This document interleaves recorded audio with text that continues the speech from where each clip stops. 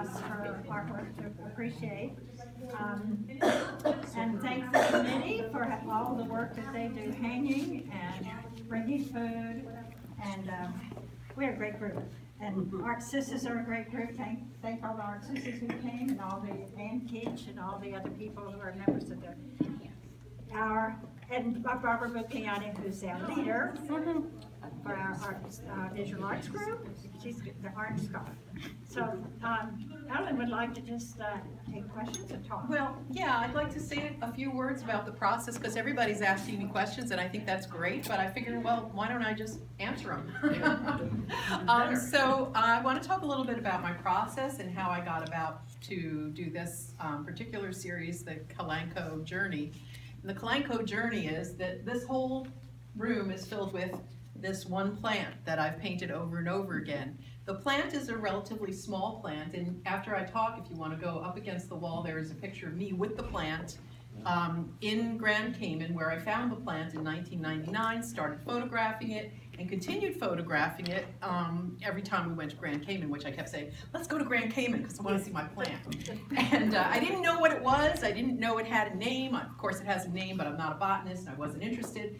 Recently, I became interested because it was like, well, if I'm going to keep painting this plant, I should know what it is. I actually looked on the web, looked for the plant, really couldn't find it. So then I said, ooh, this is a pretty rare plant. Looked it up, actually spoke to the people at the Botanical Gardens in Grand Cayman, and they told me that this plant comes from Madagascar and barely grows, you know, in the north. So I said, no wonder. But I liked this particular plant because it spoke to spirit. I'm a very spiritual person.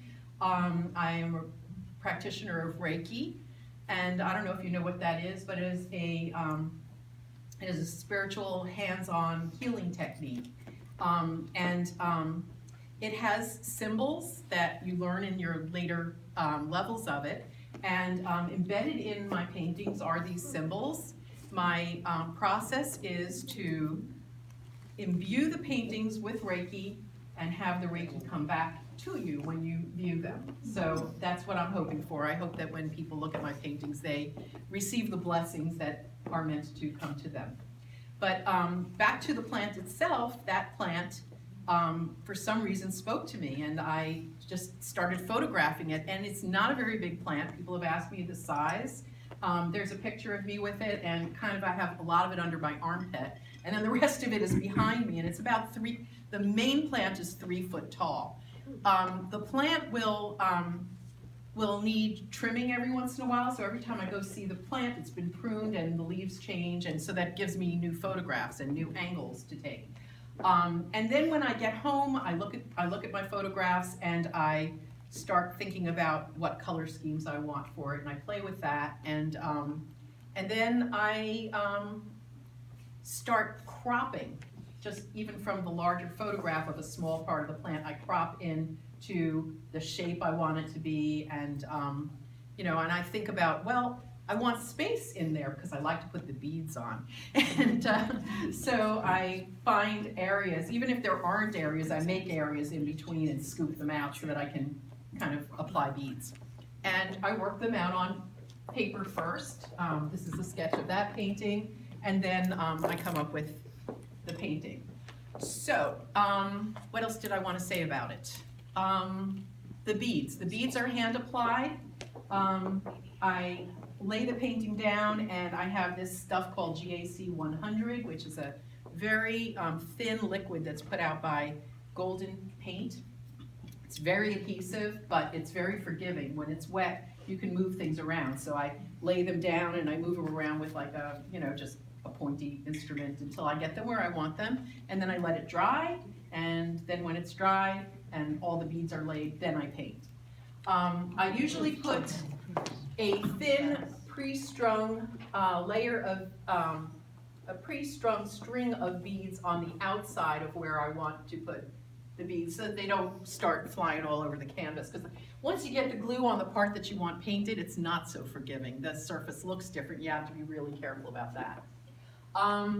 In these 2 paintings, I've been telling people, and it is absolutely true, that the glass that you see is, for the most part, comes from a table that shattered into pieces on our deck when 2 years ago we had that terrible snowstorm with the wind. Boom. Tree fell on the deck, shattered the table, and we had to wait till spring to clean it up. And I had all this gorgeous shimmering glass all over my deck. I was so excited. And then all this glass fell down in between the slats of the deck. So I spent the summer underneath the deck, like pulling, actually Eric, my son who's videotaping me, helped me pull all these little pieces of glass up from under the deck. And it was quite the job, but I really enjoyed it, and these 2 paintings came out of it, so it was wonderful. I work in series. I've done that since graduate school, because when you're in graduate school, and a lot of you I know are artists, but have been asking me about this because you say, well, gee, how do you paint the same thing over and over again? But when you're in graduate school, that's what you have to do, because as you know, in any discipline, if you go to graduate school, they make you hone into one really small little thing and write a paper on it. So in order to write the paper and have your thesis show, you have to have a thesis, and the thesis is a theme. So you have to work in a series, and since then I've always worked in series. So because I work so slowly, that first painting from the series, now I did many, actually there are other paintings in the series, but they've sold, but that one was 2009. And, you know, so my whole series is like these, I guess there were 9 or 10 paintings, and now we have 7. That's it. You know, I've been working in this series for years, because when you're putting little beads on individually and painting in little spirals, it takes a while. So I'm not real prolific, but I am full-time. And this is, you know, this is a show. It took a while to put together, and I really want to thank Mary and Barbara, and also Alice, who met me a couple of years ago when I spoke at Coles, and said, you know what, I think Mary Kane would like to meet you, because she would really like your work. And so I thank her for introducing me to Mary, and I thank everybody for coming, and if you have more questions, please feel free to ask them. And There's one over here. really, What about the painted ones, the smaller ones? Are they? those Part of the are series, drawn, yes, they're part of the series, everything is part of the series, but those are sketches for the paintings. They are acrylic and Prismacolor, which is a form of color pencil, but they have a very creamy, waxy kind of point to them, so they blend easily. I love them. Thank you. And that large one, the large drawing is one of the paintings that sold. So that was like a 36 by 48 painting that now lives in Boston. Wonderful. Yeah. Anybody else? Questions? Yes. Can you speak to the symbols, the spiritual symbols that you've incorporated in your painting, or is that Well, just I something can speak to them as long as I'm not real pointing them specific. out? I'm not going to show you what they are. Okay. But in Reiki, as you get to the higher levels, there are symbols that have meanings, and the meanings assist you in bringing Reiki to the surface so that you can give Reiki. Reiki is a really interesting discipline, because you can give it to yourself, and at the first level you give it to yourself and you don't need symbols. You can give it to yourself, your family members, and your pets. But when you get to level 2, you learn symbols, and these symbols help to deepen the experience and also make it possible for you to give it to others, because then you can hone, even though Reiki doesn't ask you to diagnose, you're not supposed to diagnose.